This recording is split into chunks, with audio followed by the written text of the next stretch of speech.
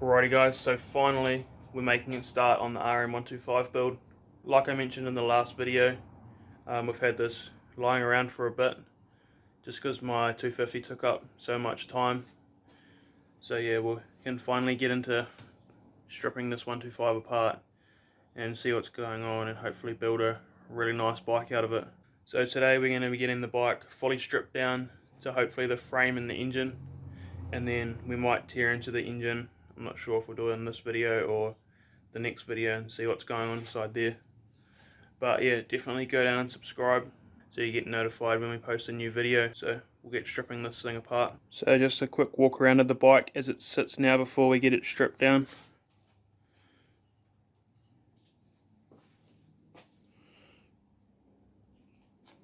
Yeah, it's definitely in pretty rough condition.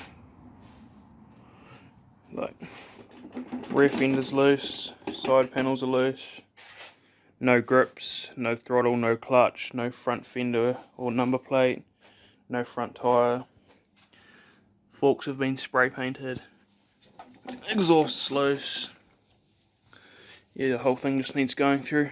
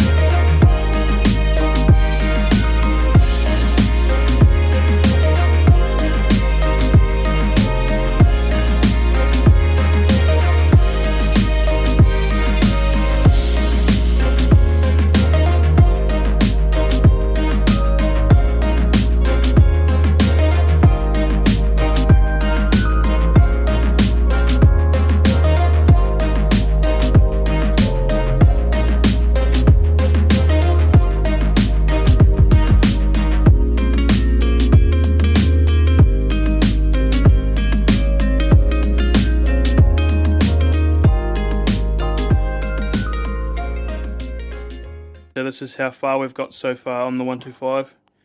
We've got quite a few parts stripped off it. Triple clamps, carburetor linkage, exhaust, got the subframe and airbox there.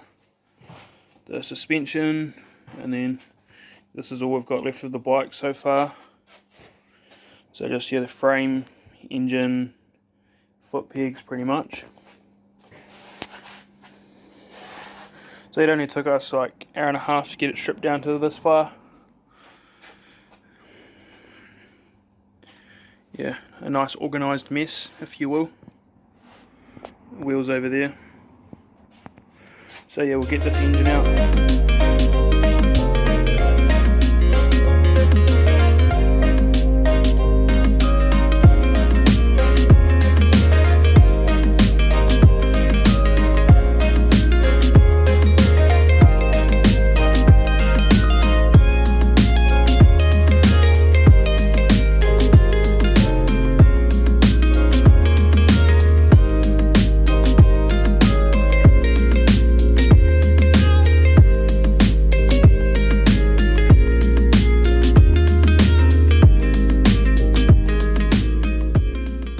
So we're just trying to get the head stem bearings out of the frame now, but in the meantime I'm going to get the engine mounted up on the engine stand.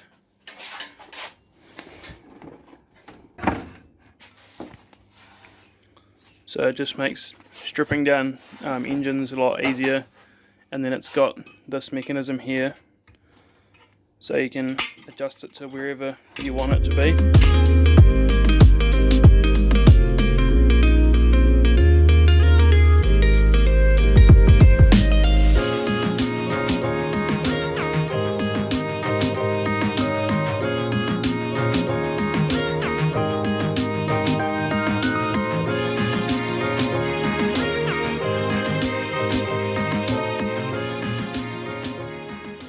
So we're struggling a bit to get the races out, just because there's not enough of a lip to bash on. So we're just gonna you can tack weld them and then they shrink and fall out, so just gonna do that. And I've got the engine mounted on the stand now, so in the next video we can get it all stripped apart and see what's going on. It'll be interesting to see what's going on with the gearbox as it's jammed in gear. But we'll get it stripped down and see if there's any other damage.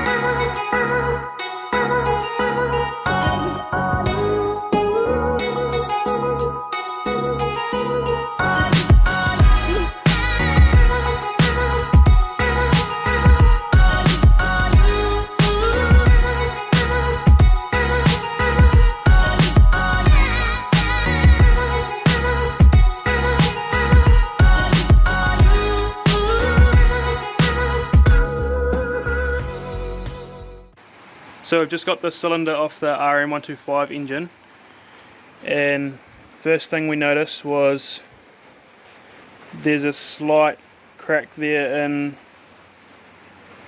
the bridge, but nothing else too major on the cylinder. But check out the movement in the crank.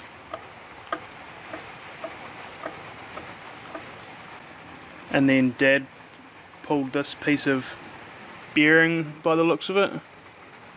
It was just sitting there on top of the oil gallery there.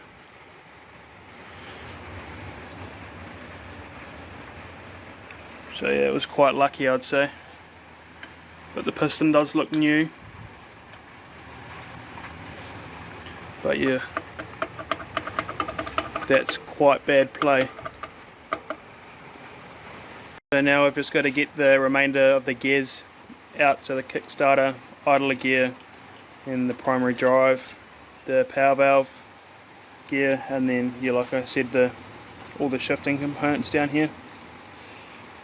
Right, so I've run into an issue. The primary drive gear bolt is extremely tight, so I've had like a big power bar on it, and yeah, impact, just this electric impact. So we're going to have to get a pneumatic air impact on there, and hopefully that breaks it loose.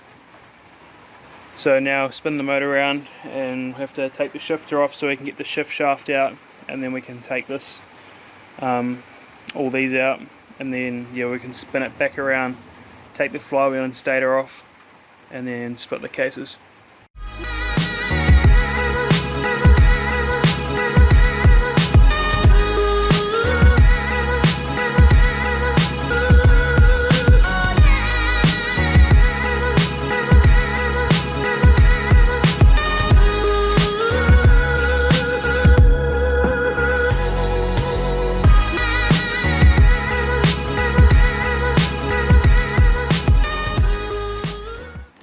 Alrighty, so just got all the main center casing bolts out of the engine, so now the engine's ready to be split.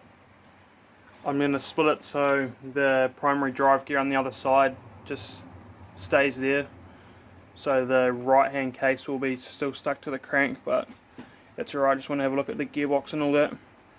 And then I've just bagged all the bolts and labelled them, and then I've got all the main covers and stator and whatnot, and the clutch down there.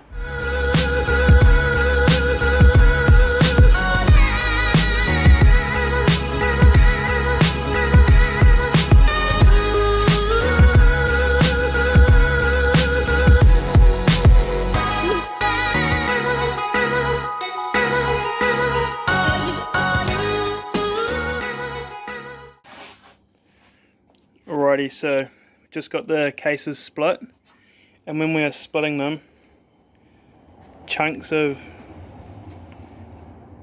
this was just falling out. I thought it was like rocks or something, but check out that gear there. So obviously those little chunks are just parts of the gear. It's just been crunched. So that thing there is the dog on the gear, and like, look at that, there's not one there,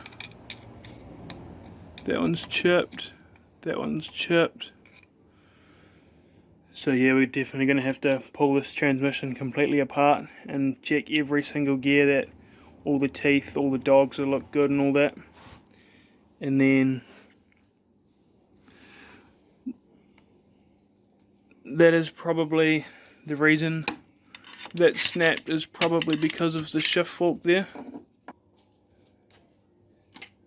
So at this stage I think we'll be putting new crank, main bearings, piston and rings. Yeah, checking what gears in the transmission need replacing. We'll probably replace all 3 shift forks. Obviously we can't reuse that one, but it's not really worth risking putting these back in, especially because they have the issue of snapping. So I think we'll just replace all 3 of them, and then yeah, new gasket seals and transmission bearings, and then the clutch, we'll put new steels in the clutch because they looked pretty worn. But luckily not too much damage on the actual casings. Obviously where the cranks let go there's a bit of scratching and stuff there, but I've definitely seen worse. There's just a bit of crank bearing there.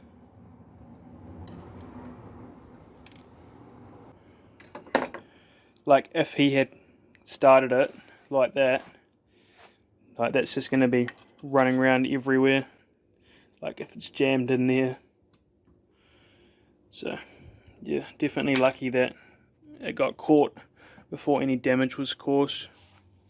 And we're going to get the cylinder replated probably, and then we'll get all the cases and everything vapor blasted so it looks all nice, get the bolts zinc plated. So yeah, it'll turn out pretty sick.